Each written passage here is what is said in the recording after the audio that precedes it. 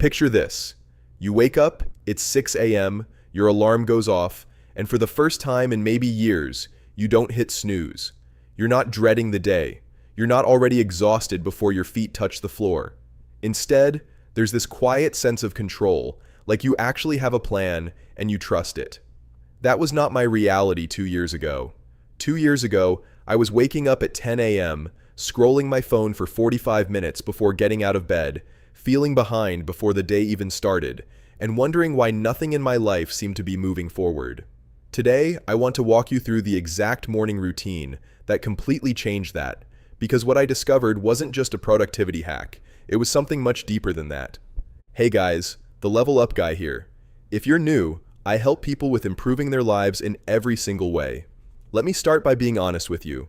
I tried every morning routine you've ever heard of.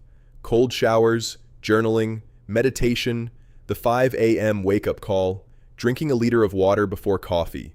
Some of it worked, some of it was complete nonsense for my life, and most of it I abandoned within 2 weeks. The problem wasn't discipline.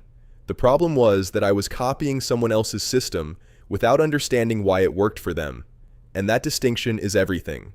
So instead of telling you to copy my routine exactly, I want to explain the principles behind it. That same lesson is why I stopped trying to willpower my way through managing my money and put a real system in place, instead using an AI.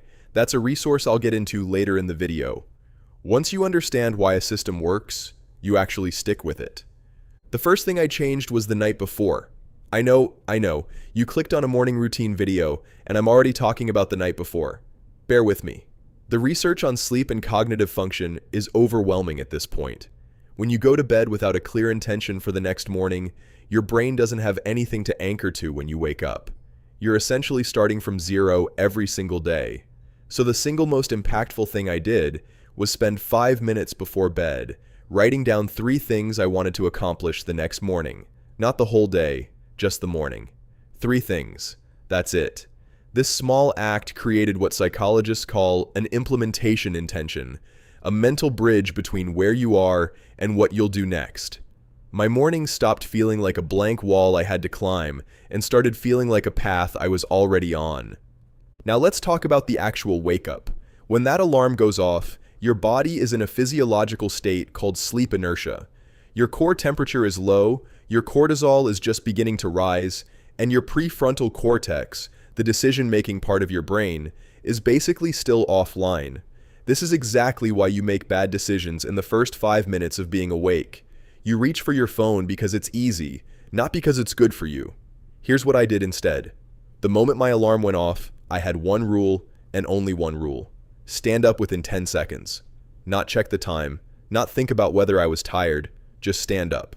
The physical act of standing triggers your vestibular system and starts the process of waking your nervous system up properly. It sounds stupidly simple, but it broke the snooze cycle for me permanently. After standing up, I do something that took me the longest to commit to. I do not touch my phone for the first hour. I cannot overstate how dramatically this changed my mental state. When you check your phone first thing in the morning, you're immediately handing your attention over to other people's priorities. Someone else's email, someone else's opinion, someone else's content.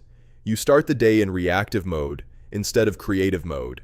And once you're in reactive mode, it is genuinely hard to get out of it.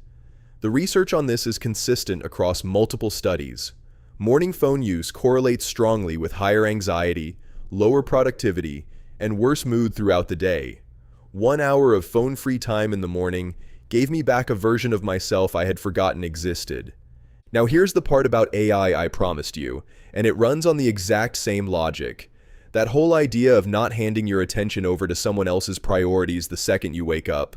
For a lot of people investing their money and trying to get savings, checking the markets is one of the worst versions of that. Refreshing your portfolio, second-guessing every dip, trying to time when to buy or sell, all of it drops you straight back into reactive mode and drains the mental energy you're trying to protect. That's why I run my investing through AI. AI can easily read trend shifts, reversals, and institutional money movement for you in real time, so the system does the watching instead of you. The AI investing tool I personally use is called Chart Prime, and I'll have it linked below. It's the same principle as the phone-free hour. You stop reacting to the market and start having a system for it. Set it up once, and give those first fresh hours back to yourself instead of the market. So what do I actually do in that phone-free hour? Here's where it gets practical. The first 15 minutes is movement.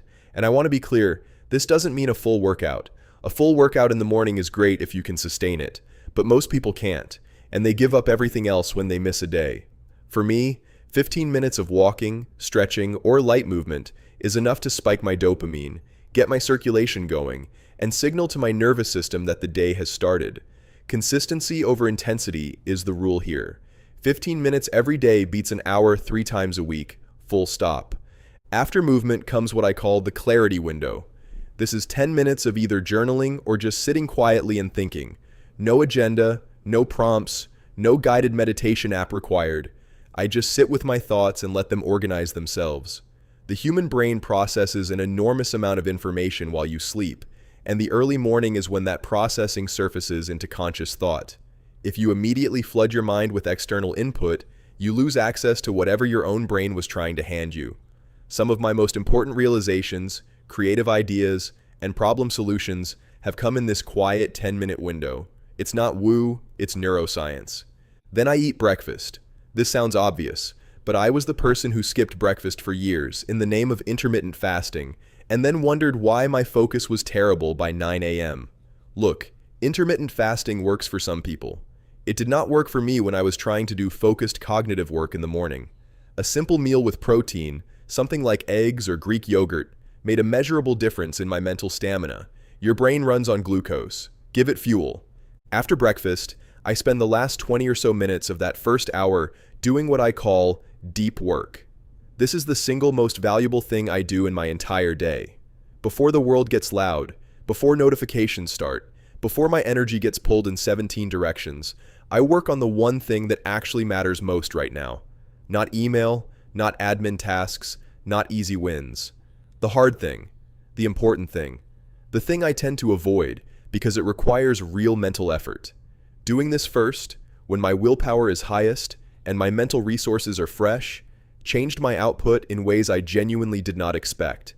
Within 3 months of starting this practice, I had accomplished more meaningful work than in the entire previous year. Here's the psychological piece that ties all of this together, and this is the part most morning routine videos completely miss. The reason a morning routine works isn't because of the specific activities.